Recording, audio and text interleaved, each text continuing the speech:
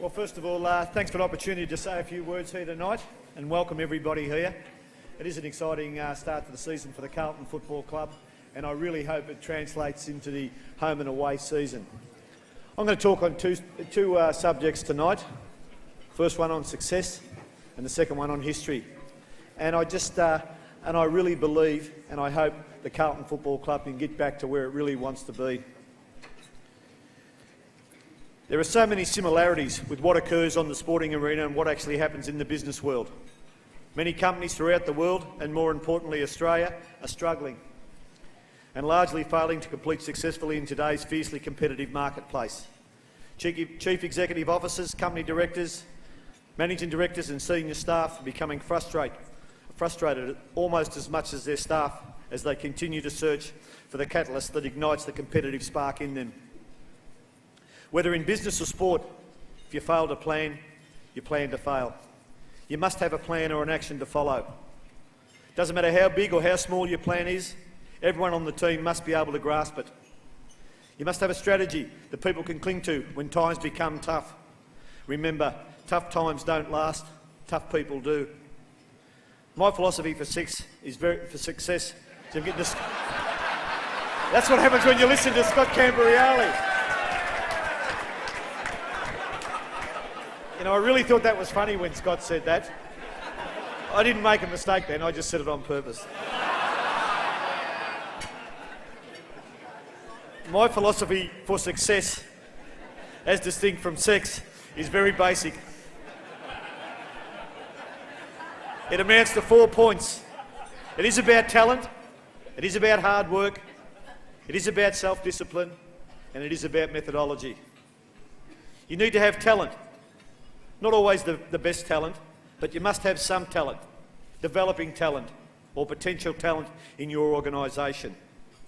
Talent to some level, at the top and all the way through your organisation. You need to work hard. There is no substitute for hard work. And luck is what's left over after you've tried your hardest. You need self-discipline, and valued members of any group should ask themselves one question when they are about to act. If everyone did what I'm about to do, would this group or organisation be better or worse? Every well-run company or organisation needs good systems or a structured methodology. And know that your process is going to stand up against the best pressure your competition has to offer. Understand what your competition success indicators are and how you can match them. In 1995, just before the football season started, I received some correspondence from a guy I've never seen or met. All I know that his name was David Taplin. He worked with the Towers Perrin Group, financial advisors, superannuation planners, life assurance. In his correspondence, he enclosed a copy of the superannuation planners the superannuation quarterly news magazine.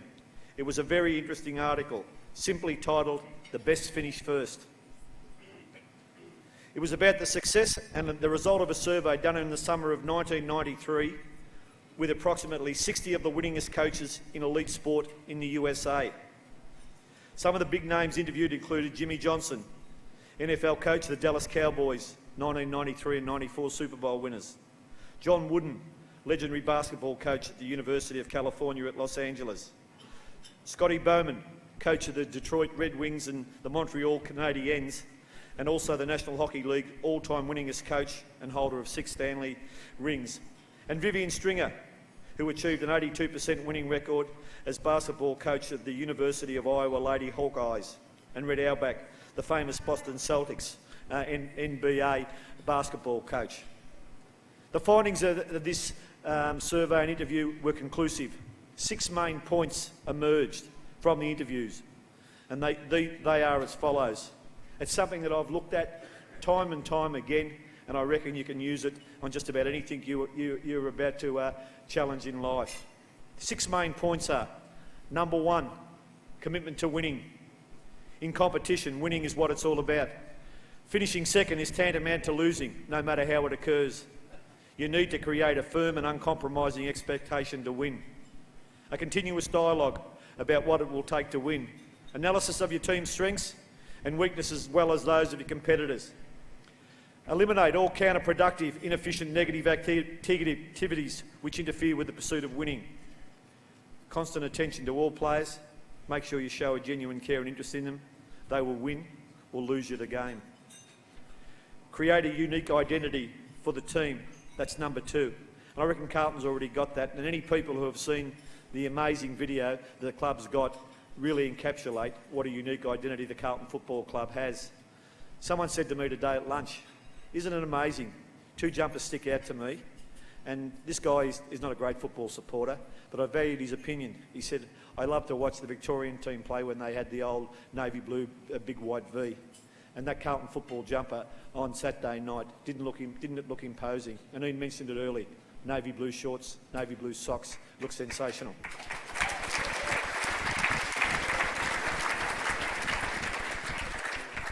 Set your team apart from competition and will help attract new players, coaches and staff to your organisation. All others will stay away. A unique identity team will also forge a more cohesive unit, and it will also inspire players to higher performance levels. A clear and unique identity helps convert individuals into a solid, united and focused team. Pride is such a significant element in success, often the difference between winning and losing. Unique identity teams have great pride in their performance. Point number 3, find the right people. Every organisation wants the star or good performers, but 2 qualities must stand out before you accept the right player to your club. The desire to become a team player must be evident and strong. I really reckon that's happening with Carlton at the moment. The willingness to adapt as necessary to the style outlined by the coaches. Accept no substitutes. The people who thoroughly embody that winning vision and team orientation defined and display these characteristics on and off the ground will only enhance your chances for ongoing success.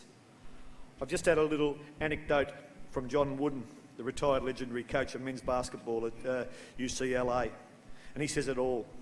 And quote, "Sidney Wicks was probably the most physically gifted player as a forward I ever had. But he wanted to play his game, not our game," Wooden recalls. "So I used the coach's greatest ally, the bench. Wicks sat there for a year until he was willing to play UCLA basketball and become, in my opinion, the best forward in college basketball in his last 2 years." Point number 4, give everyone a valued role and a chance to contribute.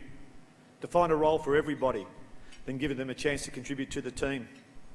We're told a successful coach will communicate the role and its value, its importance to team members on a regular basis to ensure the message has been heard and or internalised. We're also told the successful coach will find ways for players to contribute to the team's performance within the context of the assigned role, creating an environment in which all players have a valued role and a chance to contribute would, in and of itself, be insufficient to field a winner. To ensure that a player's roles and their anticipated contribution to the team are understood, all coaches work to set high performance standards, both on and off the field. Establish fluid, 2-way communication channels between players and coaching staff. Continually seek input from players regarding specific ways to improve the team's performance. Listen to the input and incorporate what is useful. I just wonder whether managers and leaders of the business world communicate to their employees openly. Number 5, get out of the way and let the players play. Set the course, then get out of the way. Coaches should create a proper environment which is possible, attract the right people and teach the sport's fundamentals. Playing the game is the player's job. Provide real feedback, whether good or bad, to all players. Recognise and reward players for outstanding contributions as soon as possible after they have been made. Hold poor, unacceptable performances accountable immediately and then move on. Without immediate and precise feedback, the learning process ends and mediocrity is likely to emerge. Number 6, play with passion and enjoy what you do. Players perform better when they enjoy what they're doing and have fun doing it. Successful coaches will work to instil passion and fun into the team. It's something that I reckon I look at a lot of times. Every time I look at a file in my office, I pull it out, have a quick glance at it, And I've spoken about it several times before, and I reckon, having worked in the insurance industry for a long while before I was a football coach, I wish I had read it when I was there, because, you know, I think the Carlton Football Club at the moment has a lot of those basics, and they're doing them well over and over again. Someone once said to me, if you do the basics well over and over again, you will be successful. That's what our players are doing at the moment. I want to talk a little bit about history now, and I want to thank Colin Kinnear for helping with some of the anecdotal evidence that I'm about to read. The biggest lesson that we can learn from history is that we don't learn from history. If we look back, we find that history has a habit of repeating itself.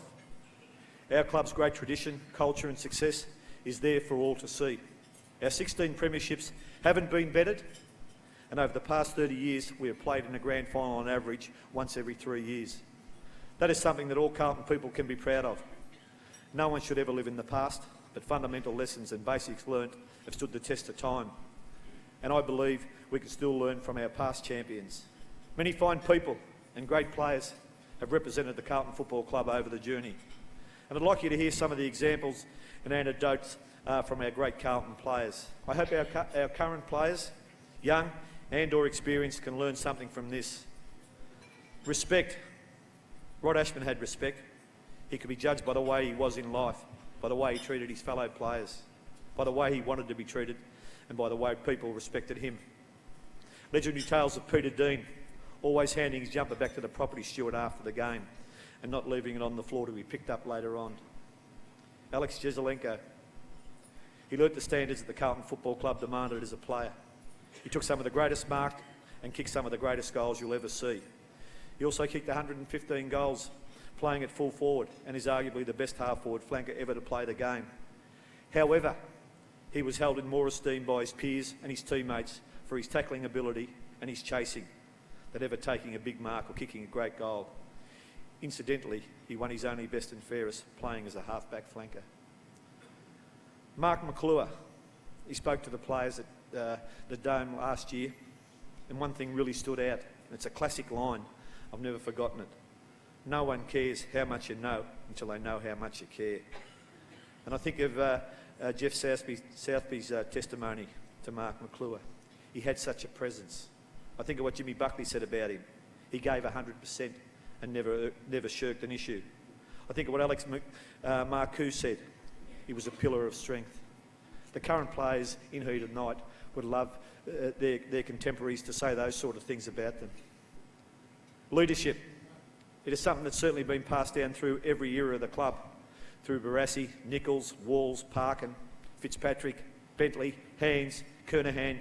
You could go on and on. The inspiration has been continual. They provided the vision, shared their knowledge and power, and had a great influence on others. There has to be no exception to what leaders ask. Coaches will often be harder on team leaders than they are on any other player. But in saying this, everyone is a leader at some stage. Sergio Silvani on the eve of the 1968 finals in one of the last home and away games at half-time in front of a very young Robert Walls, Adrian Gallagher, Dennis Minari, Brian Quirk and Gary Crane, influencing Brent Croswell, who wasn't always so serious with his football. And you think of my leadership definition, I don't know where I read it, I don't know who it's attributed to. If I did, I'd acknowledge it here tonight, but I think it really sums up what leadership is all about. Leadership is the art of influencing, directing, guiding and controlling others in such a way to obtain their willing obedience, confidence, respect and loyal cooperation on the accomplishment of an objective. It is a human factor that bonds the group together and motivates it towards its goals. And you can't underestimate that human factor. I can remember Brian Goorjian speaking at a function I was at, and he made 2 points. He talked about team chemistry. Now, we might not have the greatest talent, but I tell you one thing we have got: the best team chemistry in the competition. He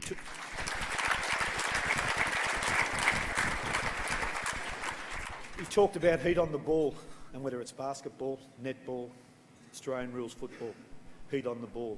And if you watch our guys in the Wizard Cup and the amount of heat on the ball, as a coach, you can only walk away and really feel proud. Some of the efforts our guys have put in during the Wizard Cup make the hair on the back of your neck stand up.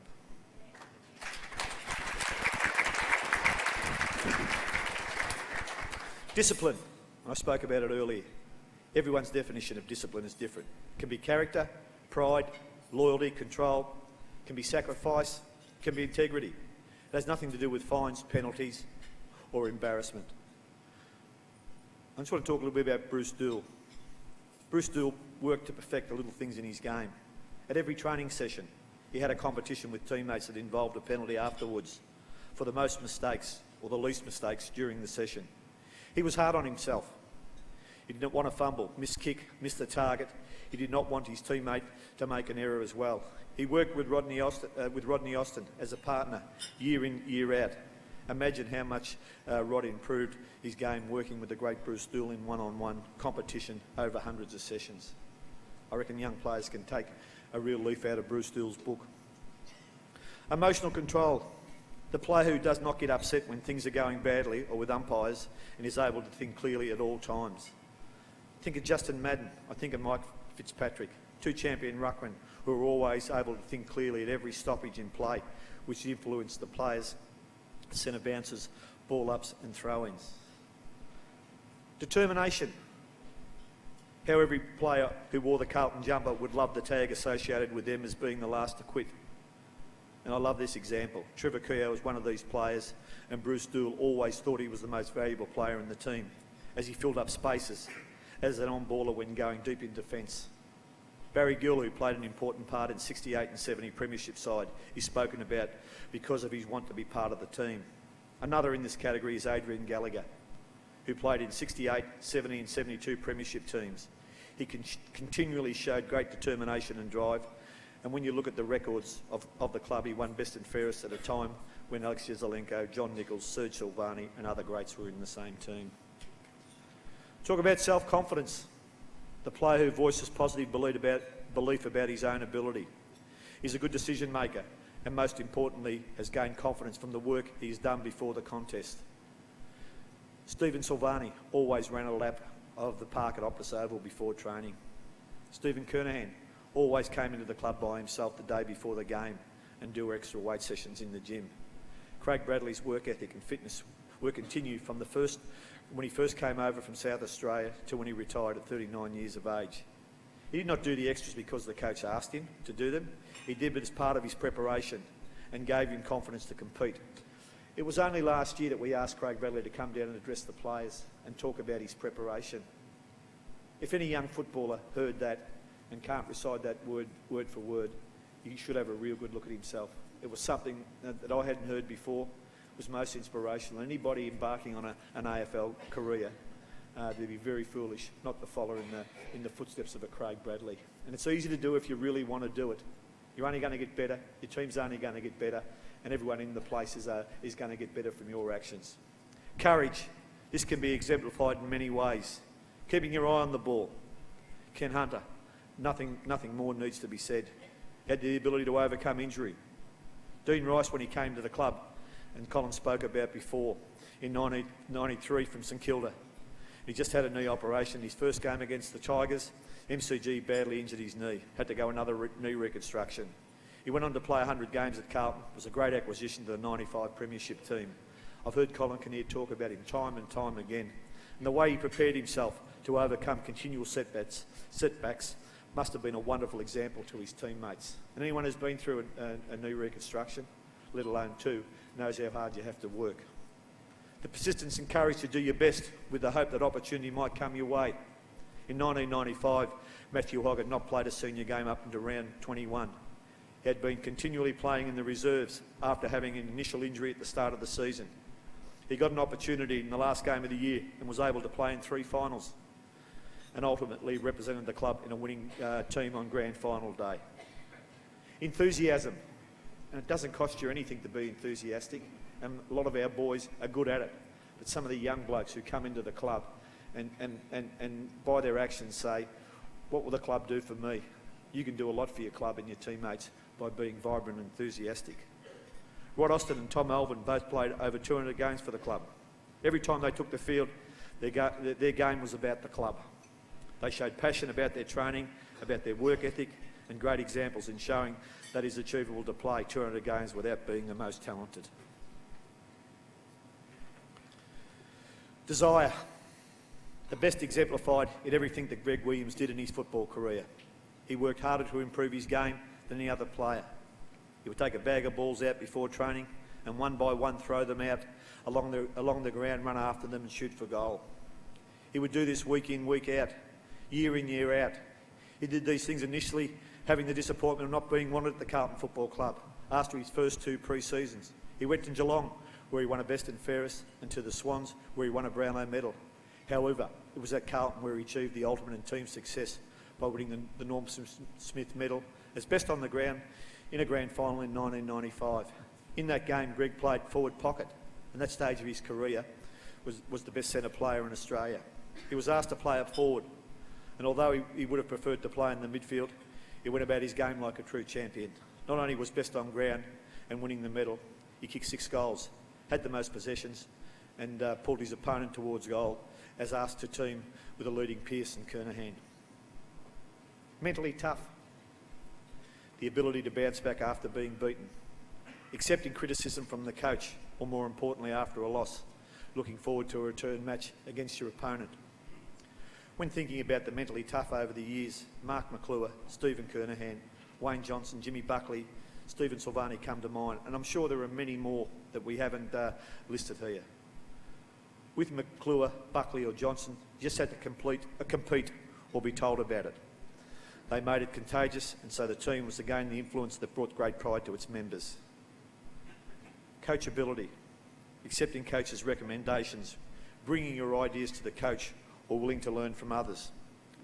David Glascott never had the body that others had, however he had the desire. He played an under-19 premiership, reserves premiership, a night premiership, 3 senior premierships, 81, 82 and 87. He went from a wingman in his early career, and Robert Walsh asked him to make his fitness capable of being an on-baller. When grand final day came in 1987, it was 34 degrees, probably as hot a grand final day as you'd see. David set the standard with his great fitness and running to be one of the better players on the ground in a premiership team. He had done what was asked of him. Regret. Don't ever do something you regret later or cut your nose off to spite yourself. The example was Billy Bennett. He failed to turn up at a practice game at Laverton, pre-season 1969. Peter Jones was supposed to pick him up. He forgot all about him. Ron Barassi said he wouldn't be available for selection for the first game because of this indiscretion. After only 11 games, including the 1968 Premiership, he walked out in the club and played in South Australia with Glenelg. And it was only probably 4 weeks ago he came back to the Carlton Football Club for the first time. And, you know, to see the look on his face, he looks like he has to have 2 knee replacements and a hip replacement. He could hardly walk. He struggled into my office and said, gee, if only I could change that. It was an amazing moment. Fellas, I hope our young players listen to what I've said tonight, because I reckon we can all learn from history. I reckon every person in the room can add to their football if they're smart and they want to do something about it. It is really exciting at Carlton at the moment. I think you've set a standard, the players, that's going to build expectation, and that's good because everybody wants to improve, and I reckon AFL football makes you accountable, and we're really accountable. I want to wish all our players the best for the season. I hope 2005 turns out to be a very positive one for you.